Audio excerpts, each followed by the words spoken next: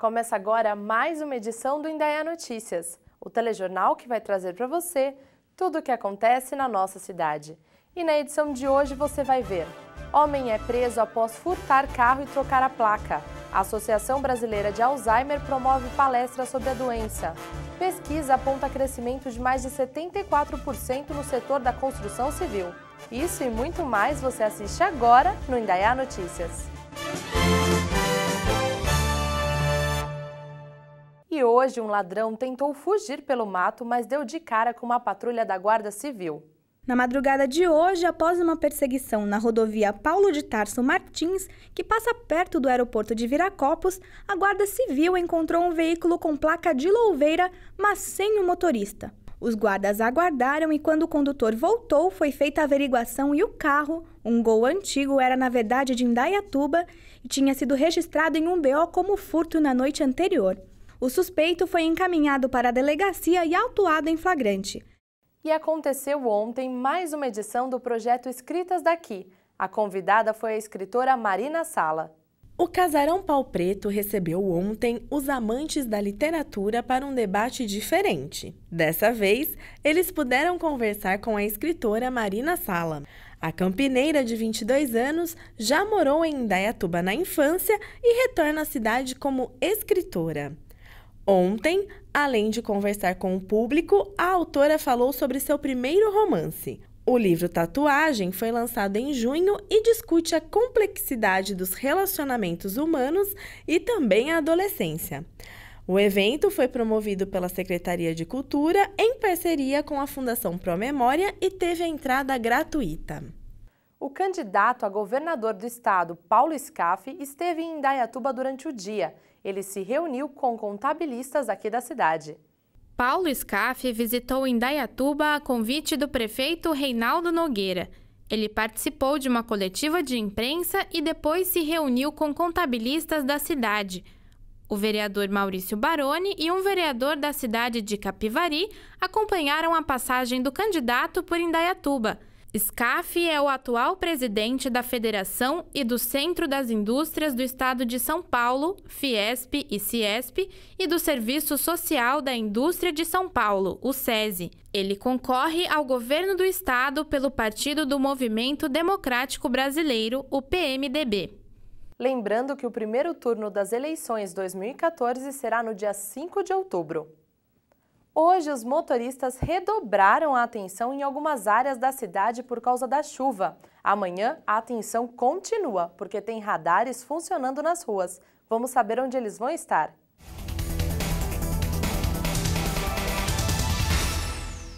Nesse sábado, os radares vão estar no cruzamento da Rua Cristiano Steffen com a Avenida Engenheiro Fábio Roberto Barnabé e na Avenida Visconde de Indaiatuba, próximo ao Hospital Dia. O horário de operação é das 9 horas da manhã a 1 hora da tarde.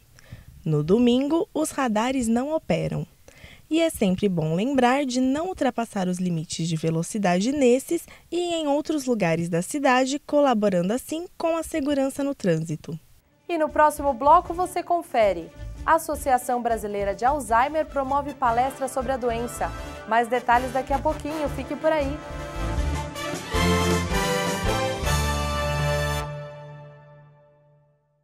Para lembrar o Dia Mundial da Doença de Alzheimer, que é celebrada no domingo, dia 21 de setembro, a Associação Brasileira Subregional Indaiatuba realiza a partir de hoje uma programação especial.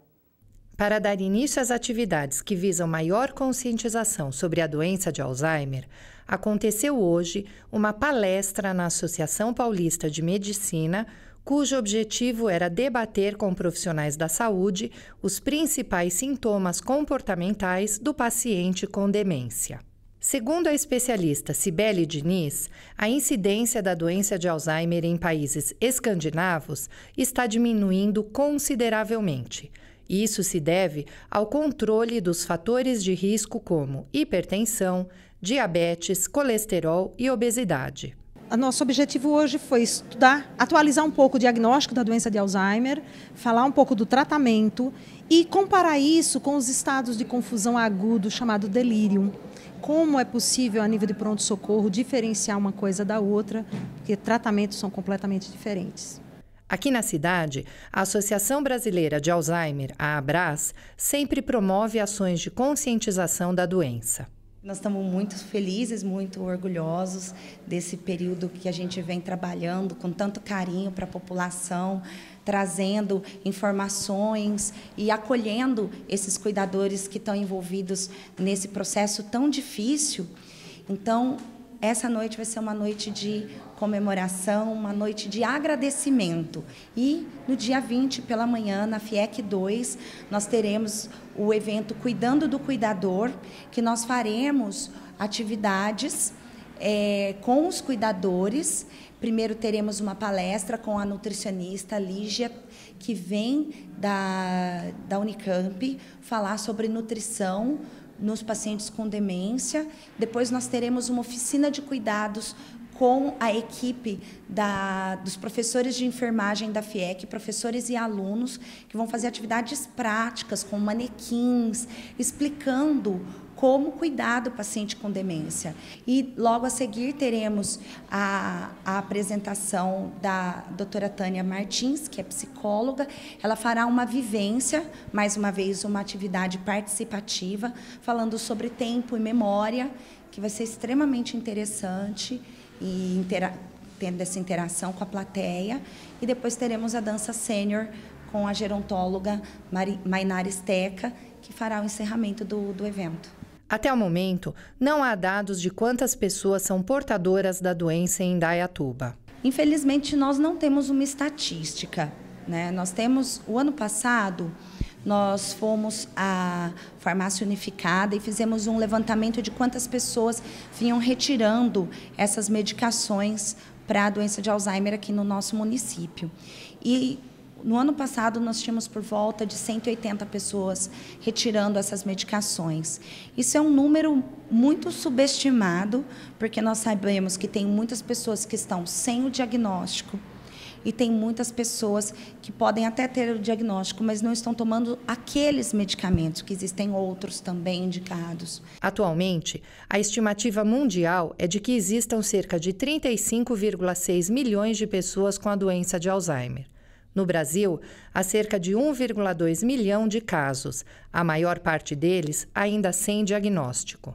Estamos no mês dos pedestres e, por isso, o movimento Maio Amarelo promove nesse domingo a caminhada nacional Atenção pela Vida. Em Indaiatuba, o evento começa às 9 da manhã no estacionamento do Parque Ecológico. Então não se esqueça de vestir a cor amarela e vamos todos caminhar por um trânsito melhor. Vamos falar de moda? Hoje, a blogueira Aline Veiga vai nos contar sobre uma peça que não pode ser esquecida no fundo do armário, mesmo quando troca a estação: a bota de cano curto.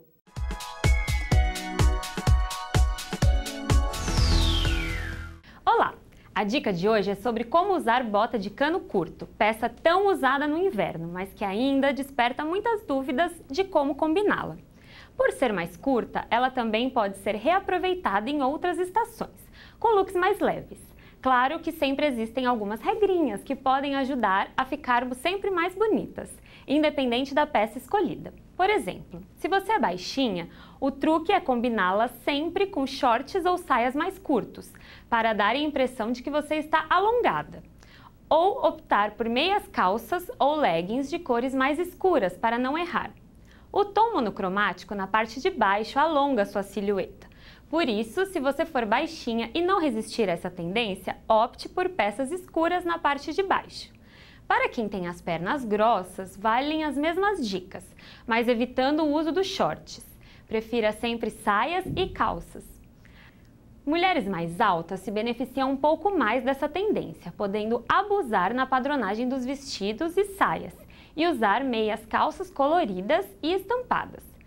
Podem usar peças em cores diferentes das botas ou devem usar shorts ou saias em comprimentos maiores, o que irá dar uma cortada no seu visual, te deixando menos longilínea.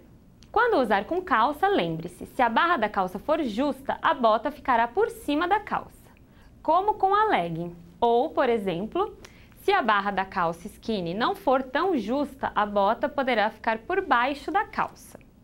Se a bota for do estilo biker, que são essas num estilo mais roqueiro, com spikes e mais largas, que é um estilo que veio para ficar no inverno, ela pode compor looks lindos com calças, mas sempre usadas para fora da calça, como nestes exemplos, ou para estilos mais despojados com vestidos.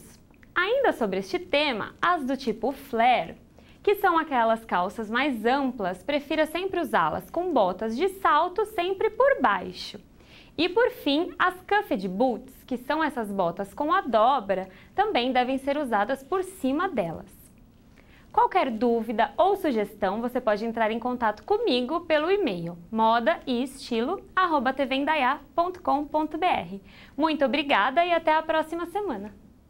A Secretaria de Urbanismo e do Meio Ambiente e o SAI estão reflorestando algumas áreas da cidade.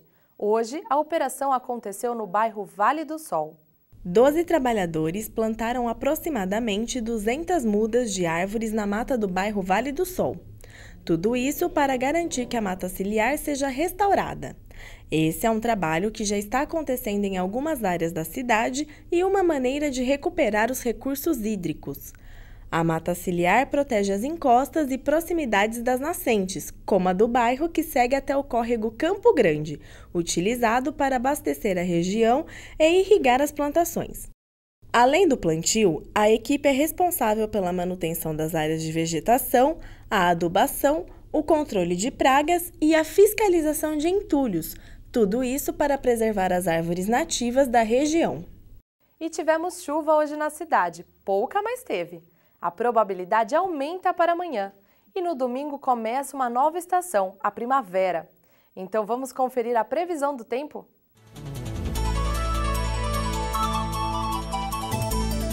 O sábado será nublado com muitas pancadas de chuva no período da tarde. A temperatura deve ficar entre 29 graus e a mínima deve ser de 20. No domingo, o sol volta a aparecer e não há possibilidade de chuva. A máxima é de 28 graus e a mínima de 16. A segunda-feira vai esfriar. O céu fica nublado, mas não chove. A temperatura fica com máxima de 24 graus e mínima de 11. E no próximo bloco, pesquisa aponta crescimento de mais de 74% no setor da construção civil. Não saia daí, a gente volta já já.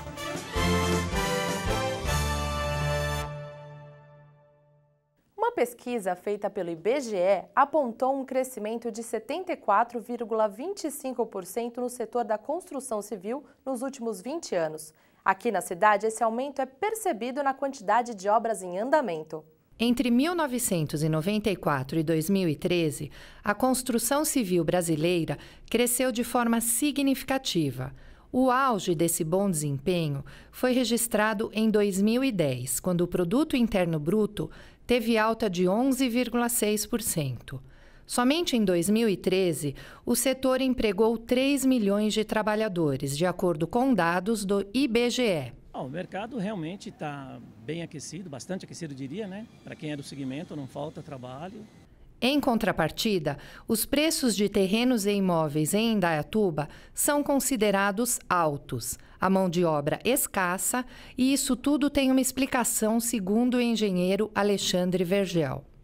Indaiatuba ela possui um valor elevado, sim, em relação às cidades vizinhas. Hoje ela tem um valor um pouco acima do mercado aqui da região, né? Isso se deve à grande demanda que a gente tem hoje de obras na cidade, a procura, né, também por empreendimentos aqui na cidade, e também o que peca um pouquinho é a falta de mão de obra, que acaba ajudando esse elemento de valor subir um pouquinho. Hoje Indaiatuba ela pode ser considerada no estado de São Paulo a terceira cidade em valor por metro quadrado, perdendo apenas para São Paulo propriamente e Campinas, né? Isso também se deve à localização que o município se encontra em relação a Viracopos e estradas que cercam a cidade, né? Que dá uma boa estrutura para a cidade. O valor do metro quadrado tem uma diferença bastante grande entre empreendimentos prontos e construções. Um empreendimento pronto, né? contabilizando, vamos dizer assim, se a gente for pensar em parte de apartamentos, edifícios, ele tem uma negociação hoje em torno de R$ 4.000 a R$ 5.500 um metro quadrado pronto, né? Em termos de construção, para quem já possui o lote, ele vai ter que fazer um investimento. Para ter um imóvel de porte médio, né? A gente considera aí um padrão médio, ele vai investir em aproximadamente de R$ 1.800 a R$ 2.000 em sua obra. Novos lançamentos e o acesso mais fácil a financiamentos bancários contribuíram para o aquecimento do mercado imobiliário, aumentando a demanda e ofertas de lotes e imóveis.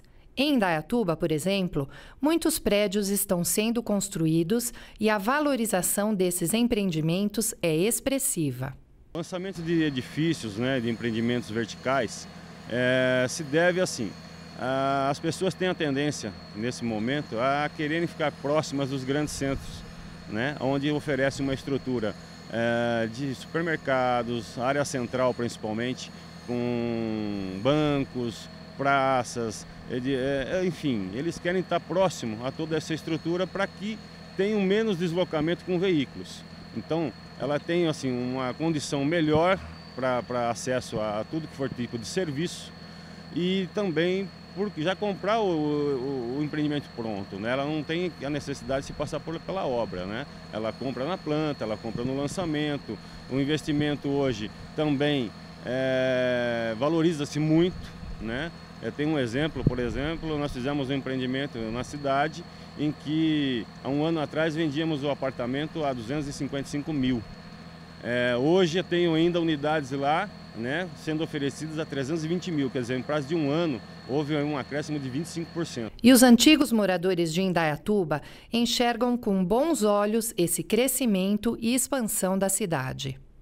Eu sou moradora de Indaiatuba há 35 anos, é uma cidade muito boa para morar, construindo muitos prédios, tem muitas terreno para construção e estão construindo muitas casas por aí para as pessoas que estão precisando. Eu estou aqui em Indaiatuba há 60 anos, desde 1950. E eu acho que progrediu muito em Indaiatuba, está muito lindo, viu? Muitos prédios, né? Evoluiu muito. Eu estou aqui há 54 anos e eu acho a evolução da cidade, por um lado, eu acho ótimo e por outro, antigamente era mais tranquila, menos movimento, menos carro, hoje é mais turbulenta a cidade. E a previsão é que o mercado de construção civil de Indaiatuba continue apresentando resultados promissores, como afirma o engenheiro Alexandre Vergel, além de ser uma oportunidade para quem tem condições de investir. Apesar da gente ter grande dificuldade em mão de obra, de qualidade principalmente, a gente consegue ainda ter assim, um bom resultado. O momento é propício, a cidade oferece uma grande estrutura para isso. Há lançamentos na cidade. O mercado de Indaiatuba ainda está muito ativo, eu acho que ainda tem muito gás para frente aí, né, vários anos, devido a toda a estrutura que está sendo oferecida, tanto na cidade como no entorno dela. A gente tem aí o desenvolvimento do aeroporto de Viracopos, que trará com certeza mais empresas para cá, isso vai migrar mais pessoas para cá e vai aquecer, manter pelo menos aquecido o mercado imobiliário de Indaiatuba. Para quem gosta de investir e tem condição, sem dúvida, dá um grande resultado. E amanhã tem semifinal de rugby na cidade. O Tornados enfrenta o RA Barueri às 3 horas da tarde no campo Bela Vista, que fica na rodovia João Secom. A equipe indaiatubana vai atrás do título, após se classificar em primeiro lugar. A entrada é gratuita e estão todos convidados para torcer pelo Tornados. E o final de semana está recheado de programação para toda a família. E a gente sabe de tudo que vai rolar na nossa agenda cultural.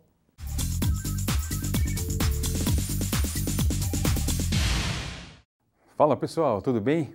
Toda sexta-feira é dia de trazer o que de melhor acontece em Indaiatuba em nossa agenda cultural. E começamos falando do Festival de Rock.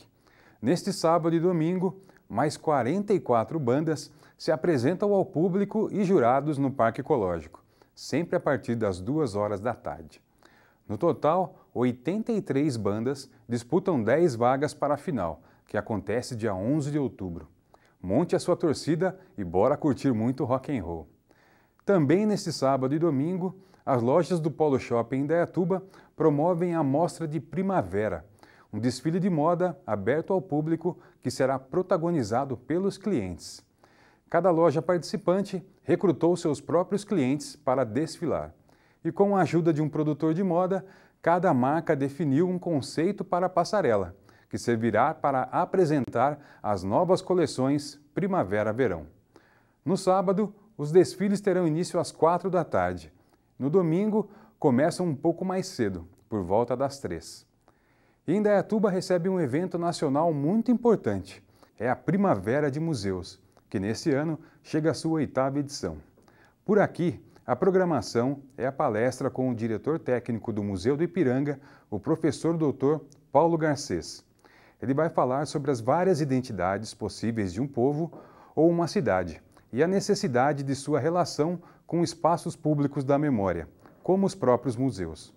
A palestra é no sábado, às 2 horas da tarde, no Bosque do Saber. E a Primavera de Museus não para por aí. No Casarão Pau Preto tem atividades durante toda a semana que vem. Entre elas, mais palestras e as oficinas de fotografia, pintura em gesso e aulas de conservação de acervo. Para participar, é preciso fazer a inscrição. Para mais informações, entre em contato pelo telefone 3834-6633. E também no sábado, acontece a edição de número 22 da Festa do Idoso. O evento será no SESI, a partir de 1 hora da tarde, e a entrada é gratuita. E se você quiser um pouquinho de aventura, domingo tem o Indaiatuba By Bike. Para participar, é só chegar com a sua bicicleta e uma garrafinha de água ao estacionamento da Prefeitura, às 8 horas da manhã. O percurso é indicado para maiores de 12 anos. E na próxima quinta-feira tem a 3ª edição da Noite do Flashback, a festa beneficente organizada pela ONG Gabriel e Rotary Club, que promete agitar as off-club. Os ingressos antecipados custam R$ 30 e podem ser adquiridos em diversos pontos pela cidade. A Noite do Flashback é no dia 25, a partir das 8 da noite, e o traje é típico dos anos 60, 70, 80 ou 90. Use toda a sua criatividade e divirta-se nessa noite que promete. O repertório fica por conta do DJ Paligusti, residente das Off Club. Mais informações pelo telefone 3801-2047. Por hoje é só, mas confira estas e muitas outras dicas no meu blog, fabioalexandre.blog.br. Uma ótima semana a todos. E agora a gente confere as manchetes do principal jornal que circula amanhã na cidade. Jornal Tribuna de Indaiá. Polícia Civil pede ajuda da população para identificar autor de furtos que foi filmado. Primavera dos Museus terá oficinas e palestras gratuitas para a população. Tornado joga amanhã a semifinal da Copa São Paulo de Rugby. E domingo tem o último jogo do Primavera pela 3ª fase do Paulistão. O Fantasma da Ituana já está classificado desde o 4º jogo dessa fase. Domingo, a partida será contra o Sumaré, às 10 horas, no estádio Ítalo Limonge. Os ingressos podem ser comprados na bilheteria do estádio e custam R$ 10 a inteira e R$ 5 a meia. E o Indaiá Notícias fica por aqui. Obrigada pela sua companhia. Um ótimo final de semana e nos vemos segunda-feira com mais notícias da nossa cidade. Até mais!